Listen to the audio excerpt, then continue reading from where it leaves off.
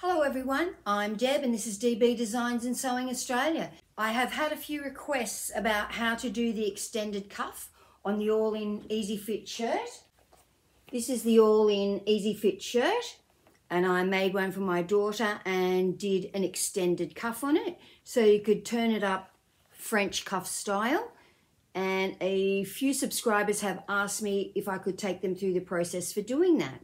So that's what I'm going to be doing today. So this is how the cuff would look when it's on. It's actually a very long cuff. And I didn't know if she'd like it, but she said she does like it. So she wanted to wear a jumper and turn it up over the end. I thought I'd better do this video before she comes and picks it up because she said she's coming this week. So I'm just going to take you through the process of doing that. Today I am wearing a navy blue t-shirt, which is a New Look 6481, and the Genoa bias cut skirt from Style Arc. Whoa, wrong glasses. In a Miss Moresby Farms and Stars, I want to say. Which was a Nerida Hansen fabric, and I know that Nerida Hansen is not going to be having Miss Moresby anymore because she's going out on her own. So they used to produce it through Nerida and now they're not going to be. So, but I love this fabric. This is I think they call it a lightweight linen. Very nice fabric if you can get any of that lightweight linen.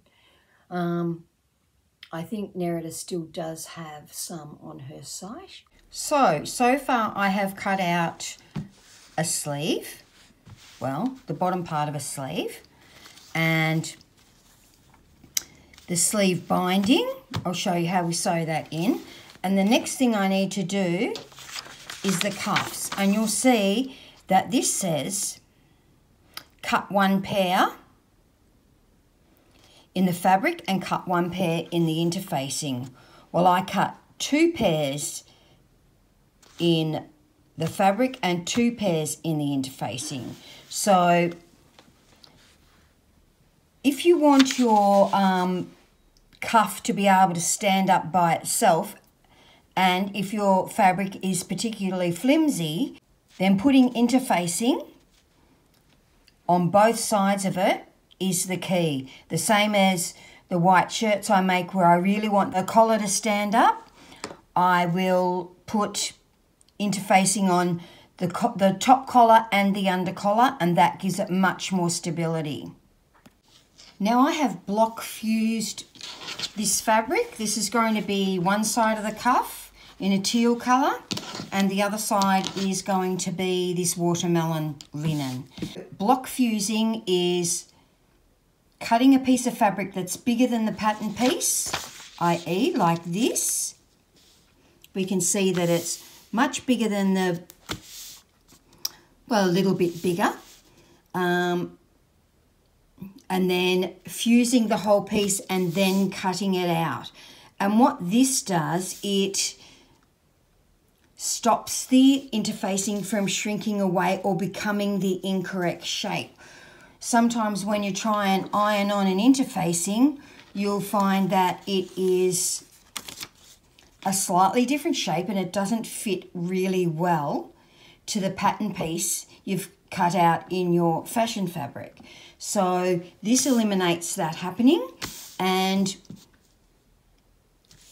when I place all of my pieces for cutting on my fabric initially, I'm always trying to push the pieces that require interfacing all really close to each other so that I can block fuse a section and then cut those pieces out.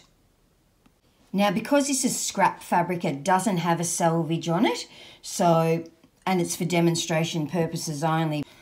Usually when I am placing the pattern pieces on my fabric to see where I can block fuse and if I can block fuse all together, I'm trying to leave some of the selvage on the edge so that even once I've fused the interfacing to the fabric, I've still got a straight grain that I can go off to make sure my pattern piece is on the straight grain.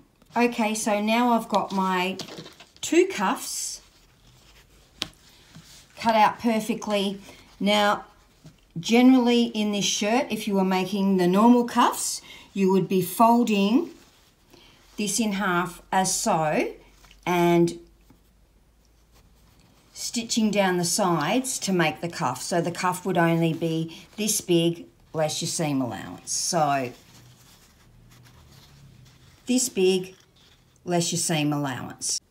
Because we want the double width cup, we need to cut out 2 of them. It will give us much more stability on this edge if there's a seam line on it. So the first thing we're going to do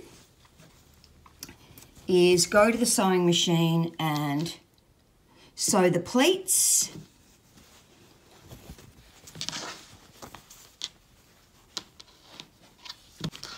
And here I have my cutting line for my sleeve binding, and they're the pleats. So we're going to go to the machine and do these. Okay, we're at the machine and I have pinned my pleats, and now I'm just going to stitch them down. I'm not doing a back stitch, I'm just stitching the pleats down so that we don't have to worry about them again.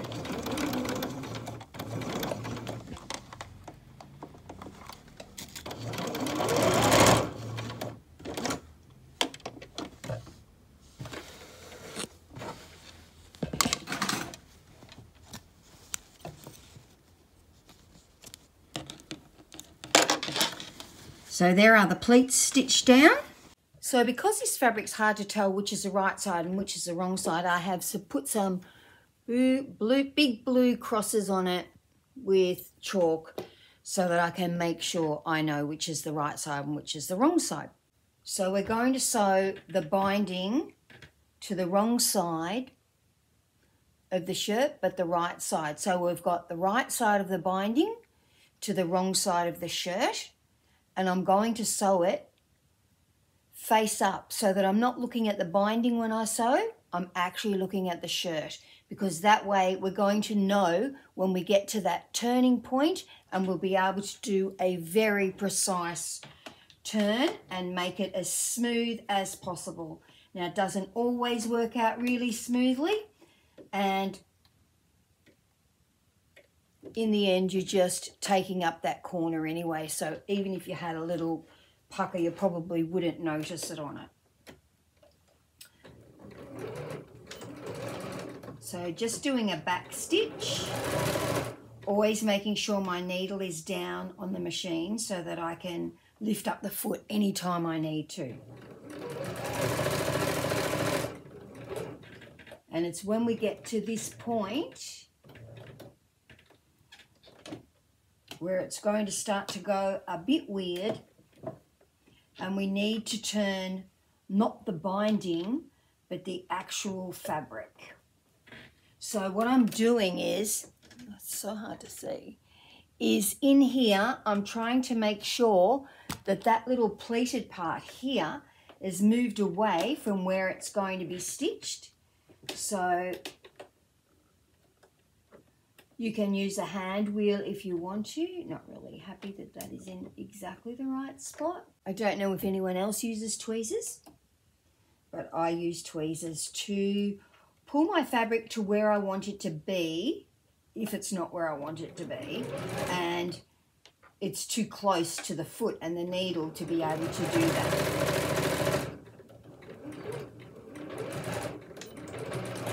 So I actually have a set of tweezers at every sewing machine, just for that reason.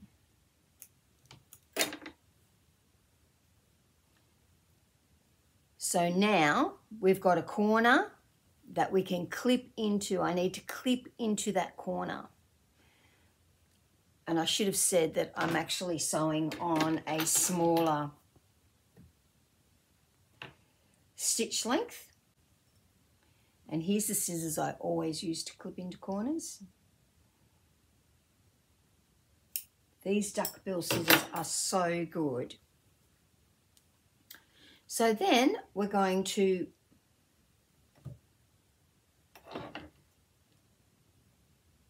cut off that stray thread that came out of the fabric and go over to the iron and iron it. Press it, see how we can get it to look. Here we have the binding, and we're just going to press that over, get it as neat as we can get it to be.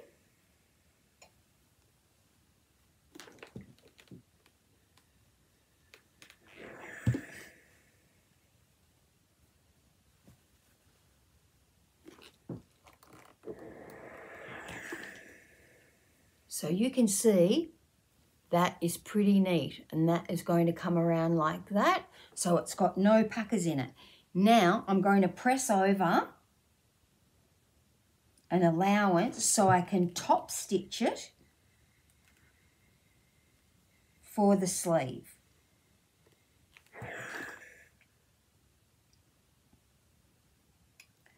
Now when you top stitch it, you really want to have it very, very close to the edge so that this stitching here, because you can see how that comes out, and even though it may look like it's puckering up a bit, it's actually not. So I'll show you what we do at the end, and you'll see why it won't matter if it puckers up a little tiny bit anyway.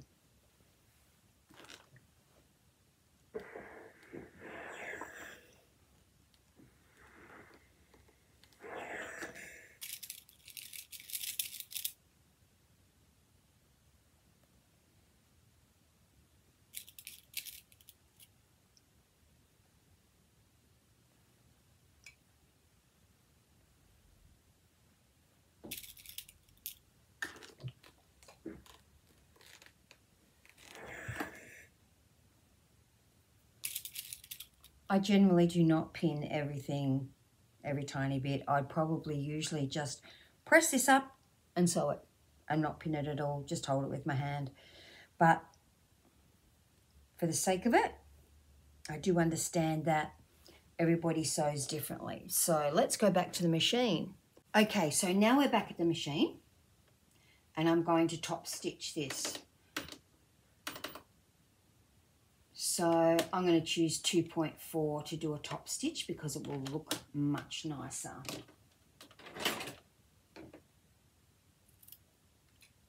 Just trimming off those edges. And I'm holding onto my threads so that this does not get stuck under my machine.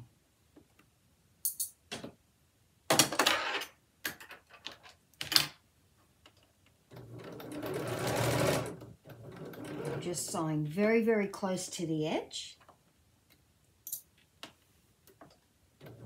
And I still have to be very careful when I get up to this. Well, it's really a pivot point. You might have to lift your machine needle up a fair few times. And I'm making the wild assumption that people have got sewing machines where you can choose to have needle up or needle down. So that's like the finishing place.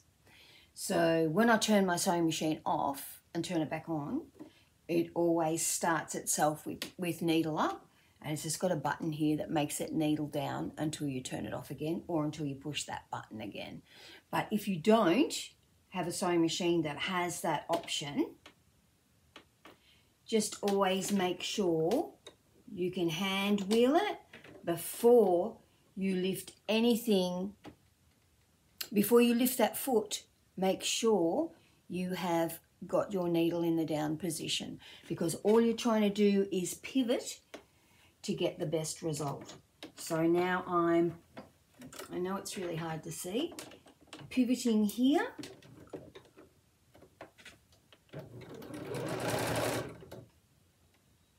And generally, hopefully, you would have thread that actually matched your binding when you're sewing the binding. And I usually always do.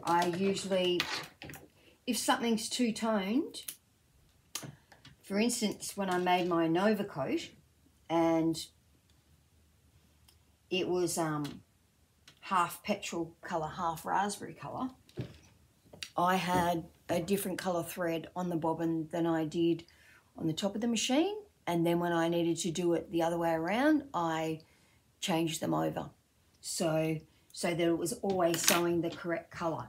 So this is the right side, and this is what your binding looks like. So now what you do is, I'll do it over here and not. So this is the right side. You can see it's looking pretty good. Here's your sleeve, and you sew from here across to here. So you're just sewing a little triangle on that corner.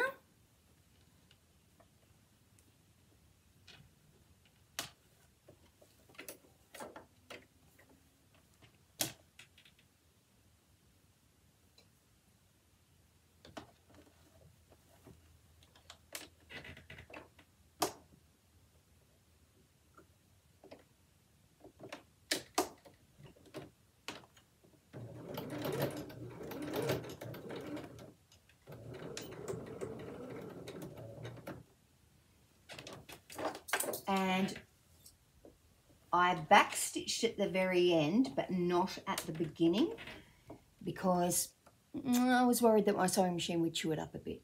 So I've gone forward, backstitched. Now I've lifted the foot, turned the fabric around, and I'm going to sew off the end in a very crooked fashion, I might add.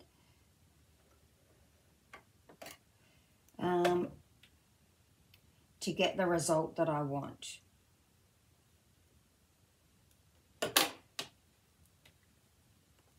And I'm just tying a knot.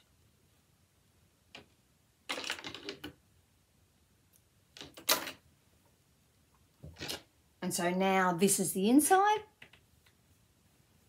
and this is the outside. So now you have a bound edge, and when we press that, there will be no puckers in it. Okay, let's press this.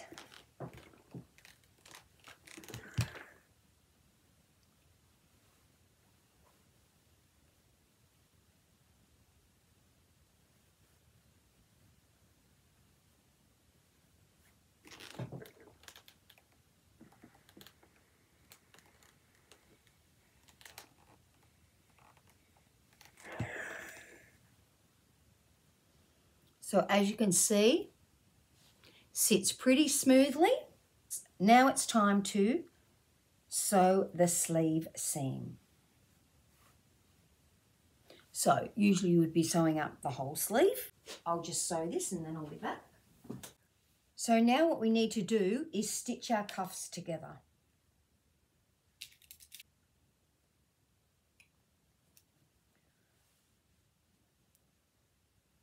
So I'll just sew this and then come back and show you because I'm just sewing.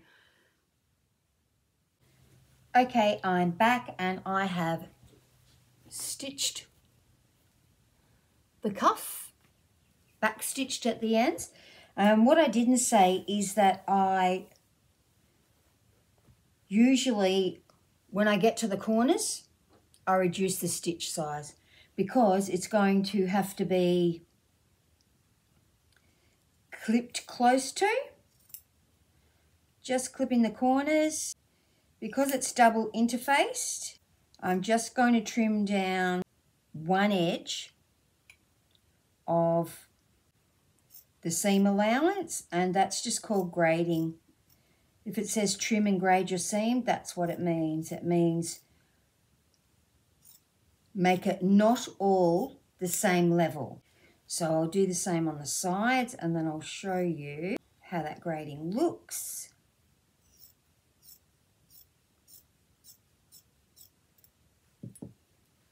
So that's the grading of the seam. Now what we want to get is a really great sharp point. Now, I didn't tell you, but if you didn't want to do if you didn't want to do the same style of cuff, if you wanted it to have a rounded corner, you could create it rounded. Just use something you've got in your sewing room, probably a button, and you can sew around the corner like that and make a rounded edge on your cuff. Or you can actually, remembering that that is the stitch line there. So I've just coloured in those stitches so that you can see them, which is there and there. And there are cuffs that you can get that have that diagonal corner taken off like that. You could do that. So many options when it comes to cuff and styles of cuffs. Make them bigger, make them smaller. You can not put a button on it in the button band. You can sometimes, instead of a cuff, you might just call it a wide band, and that creates a look of a cuff without a cuff. When I sew collars and cuffs, I always use this point turner. So what I'm going to do first, make sure it's in camera, is press it open.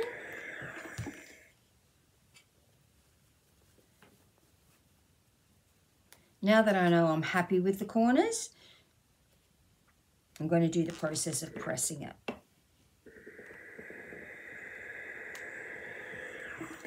Remembering that pressing is everything. You want something to work out, make sure it's properly pressed.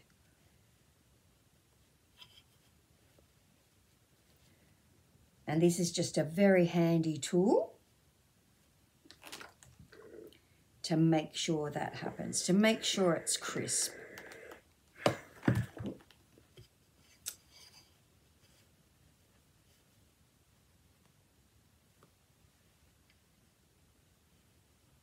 Now, somebody did ask me once why I have this cover on it. It's a cover that comes with it. And the reason I have that on it is because this is made of wood, and I would never press something like a wedding gown or something made of like ultra expensive fabric. Because I remember when I made one of my daughter's wedding dresses, I think her fabric was $180 a metre. So I would not be putting that anywhere near a piece of wood that was getting steam on it. So that's why it has that little cover, so that you can still use it, but you are protecting your fabric. I've never had any marks come onto my fabric from using it, but you really don't want to take risks with fabric that costs hundreds of dollars a metre. It's sort of scary enough.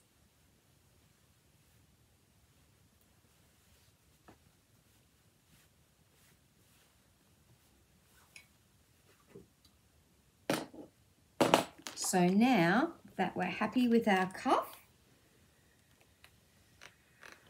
I'm just going to press it.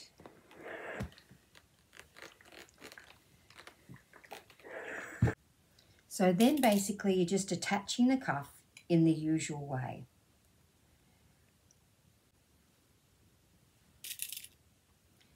Making sure that your seam line really lines up with the edge of your cuff.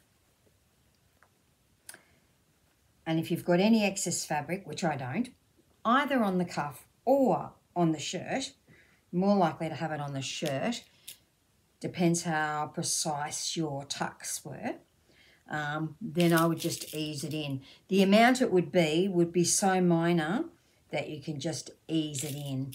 And when I say ease it in, I usually ease things in by saying I'm going to put the side with the most fabric against the feed dogs, because the feed dogs on the sewing machine, so the plate on your sewing machine, is going to take up some of it. So now we're just going to go and stitch this on. So there we have it. there's the cuff. Now, so now you would just put the button wherever you wanted it. If you just wanted a long cuff, you could put a couple of, you'd probably put at least 2 buttons on this one. And so like there and there. And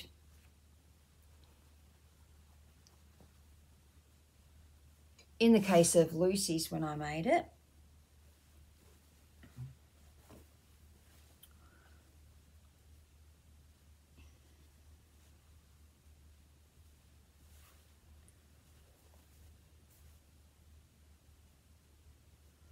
I actually put her button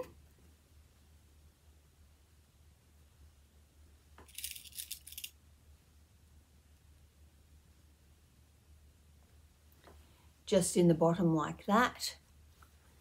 It actually even looks like it's curved, but it's not.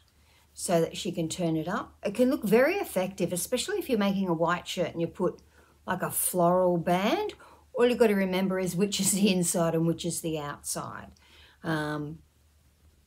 So if you're going to wear it up and you want your floral to show, you do that. And you'd probably do your binding. I keep on going to say placket, but it's technically not a placket. But you'd probably do your binding in the floral as well, and your collar stand, and maybe some part of the front bands. There's so many different things you can do, but that's basically how that would look once it's got a button on it. I did ask Lucy if she wanted me, Sirs has got a button. The button is right there. I did ask her if she wanted a press stud to hold it closer in there, so like I could put a little clear press stud in here, and she said no, she liked it the way it was. So that is how you do that sleeve. So basically everything's the same as what you've already got, except this piece is usually folded in half, and that's what makes your cuff. So instead of doing that, you cut two for each sleeve. So instead of 1 for each sleeve, you cut 2 and interface both of them. If you want a cuff that's crisp and really nice looking and that will stand up, so you can put a jumper on under that. I'm quite liking all of this, a couple of different colours. Might have to do some of those. Then interface both sides, and you can use a heavier interfacing than I used. I just used it out of my scraps. So I hope that was helpful. If anybody's got any questions, just ask me. So the real trick to it is, instead of cutting 2 cuffs, 1 for each sleeve, you cut 4 cuffs so that you can join them. And remember, you can make a cuff as big as small as you want just by altering the cuff piece. I mean, basically you could do this, if you're going to do it all the one colour, you could just cut double the width and just cut 2 of them, still interface the whole lot, and you would get the same effect. But I think even if this was the same colour, if they were both in the teal colour, I would still like to do a seam because it adds a bit more strength or bulk, more integrity to the edge of the cuff, and I think that looks nice. It makes it stand up better, I think, because remembering, if you're thinking about this, it's got, on that very edge, it's got 4 layers of fabric and 4 layers of interfacing. So naturally, it's going to be stiffer than the rest of the cuff. So I hope that was helpful. Sorry about my appalling equipment. I didn't realise that because it's not usually how I video. I do have a Ko-fi account if anybody feels so inclined, because I seriously need to get a couple of different tripods. I think I need a the tripod I'm using actually sits on the floor, not on the desktops. But to make it sit on the desktop, I had to pull a couple of poles out, and now it's a bit wobbly. So I will get a desktop tripod. I've tried a few other things, but they haven't really worked very well. So ask me any questions you'd like. I hope everyone has a really good week, and I hope I can edit this video so it's not too long. Thank you all for watching. See you all next time. Bye.